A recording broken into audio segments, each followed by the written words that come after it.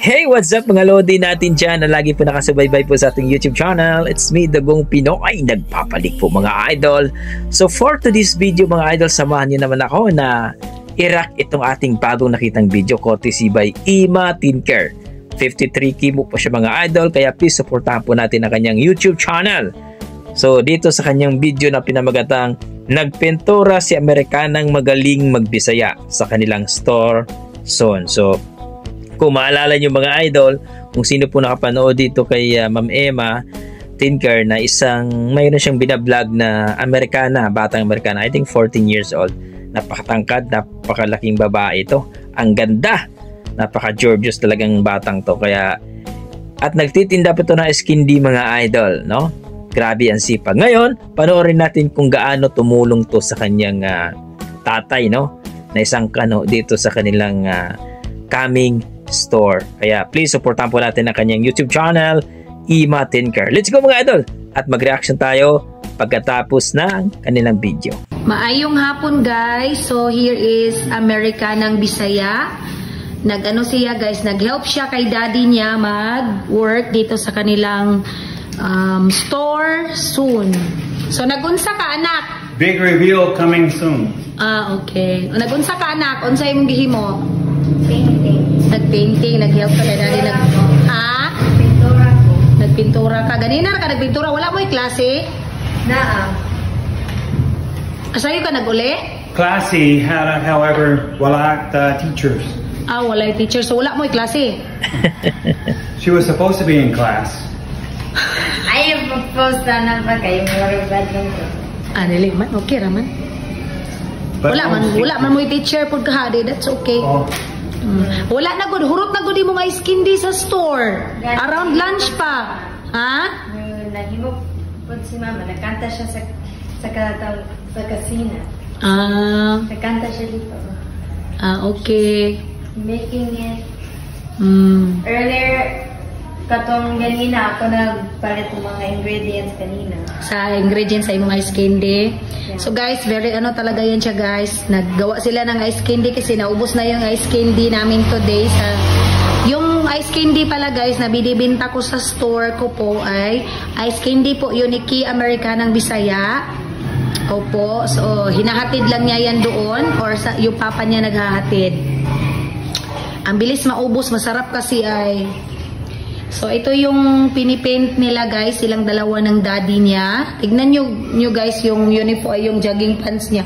You know what anak? Kanang pintura nga na sa imong leggings, dili na siya matanggal.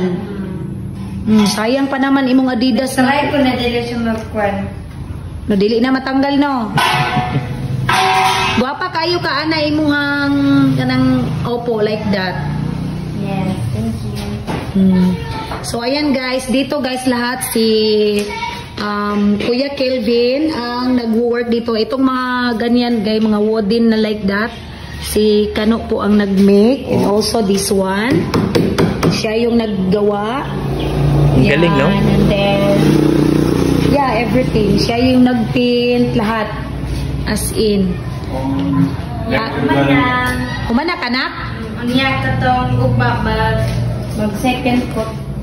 Mag-second coat mo ugma. Walay klase ugma no? Na.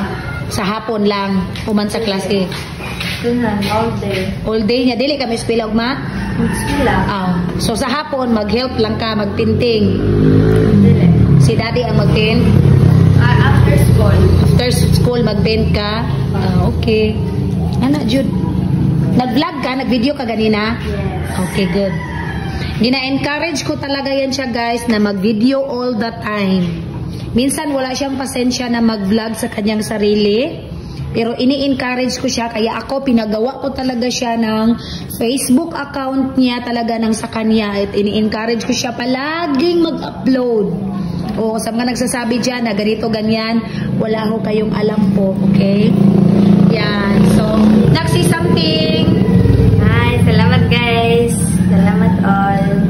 Salamat sa mga followers. Opo. And also subscriber for my YouTube channel because I've been uploading there. Salamat po sa mga subscribers sa YouTube. Ngayon, Tita Maymay. Tita Emma. Opo. So sa mga hindi pa po nakakaalam guys, yung mama ni Ki America ng Bisaya ay kapatid ko po, ate ko. And then yung mga bata po nakasama sa video, mga Phil-Am po yun sila, mga anak ko po yun. Na hindi ipapakita, love you na. Love you too. Ipapakita ko sa inyo yung daddy niya guys. Very busy.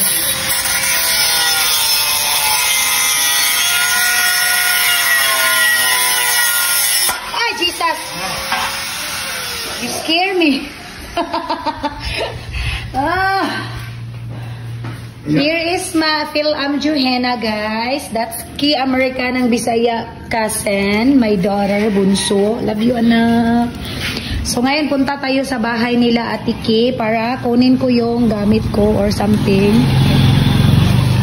Kuya, bye-bye! Bye-bye! Okay, salamat! Bye, Sofian! Yun po mga idol, narinig natin at nakita natin na yung isang Amerikanang Bisaya, ano? Actually, from Davao ata yan to. At dito natin ma-appreciate mga idol na bata pa, 14 years old, talagang tumutulong sa kanyang tatay, no? Kahit may kaya, kikita natin na kung masundan nyo yung vlog ni Ma'am Emma Teen Care, supportan nyo po mga idol na nandun po, no? Na nagbebenta rin siya ng ice candy sa mga kaklase niya. Yung mga ice candy iba nilalagay doon kay Ma'am Emma. Kaya marami akong nabasa na bakit daw pinagtitinda yung bata ng ice candy. Sa kanila po yung ice candy, gaya sinabi ni Ma'am Emma, sa kanila po yun, hindi po yung kay Ma'am Emma. Nilagay lang doon sa tindahan niya. Tapos nagdadala din yung si Americana Ki Bisaya sa school nila para magbebenta din. 'Di ba? Napakasarap tingnan yung bata na hindi maarte at talaga namang tumutulong. Imagine mo nagpenta, no? Kaya please suportahan po natin ang YouTube channel ni Ma'am Emma. Aywan ko lang kung mayroon na bang YouTube channel kung si Americanang Bisaya, si Miss Ki. So kung mayroon mga idol, update ko po kayo mga idol kapag mayroon para po ma-flex natin. So maraming salamat mga idol kung na-miss kayo sa kanilang video. Please puntahan niyo po ang YouTube channel ni Ma'am Emma Teen Care at please pa-like and subscribe naman sa ating YouTube channel. Please comment down below mga idol kung ano po ang masasabi nyo sa ating video for today dito sa Americanang Bisaya na tumulong magpintura sa kanilang kaning tindahan. Okay, hanggang dito na ako mga idol. Basta may dugong Pinoy, yan po ay talaga namang masisipag po ang ating mga dugong Pinoy dyan. God bless mga idol.